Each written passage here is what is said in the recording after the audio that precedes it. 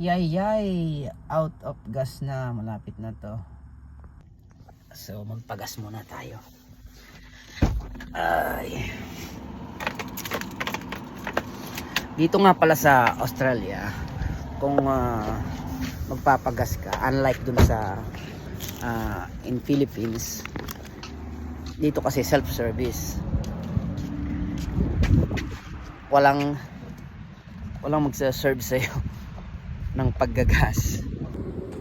Wala kasing tao dito, ikaw lang at yung mga pump na yan. So first thing na kailangan mong gawin, yan, punta ka dito, terminal, purchase fuel, tapos yung pump na naroon sa labas, kung anong number ng pump na kailangan mong gusto mong palagay. Favorite ko itong number 3. Yan, tapos yung card mo.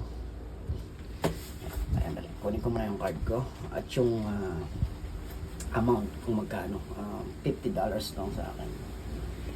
$50. Tapos kunin ko yung aking card sa dali. Hirap. Yan. Yan, tap mo yung card dito.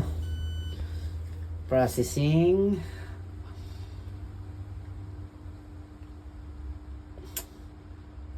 And yeah, your pump now is ready. So after that, dyan, punta tayo dito sa pump number 3. Let's go here on pump number 3. So this is the pump number 3. Yan.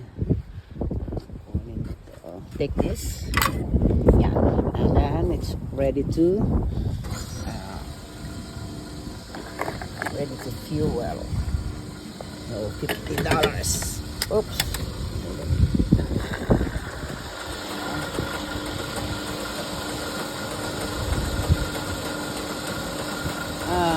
Dito sa station na to,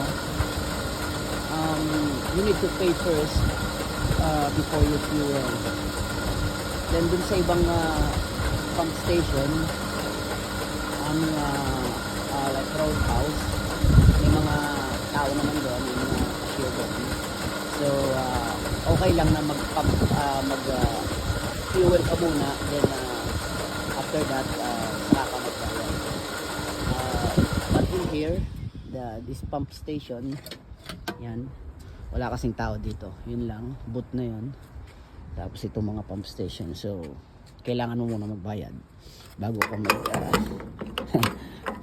fuel, kasi baka tumakbo ka pagka fuel, walang tao eh. So yun, it's done. Yun, so yun, okay, nakapag gas ka na. Sa Pilipinas, ewan ko lang kung pwede yung mga ganito. Baka baka marami mag 1, 2, 3 kung sa Pinas yung ganyang style.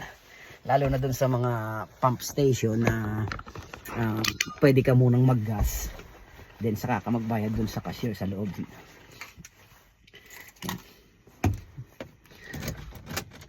Bye bye.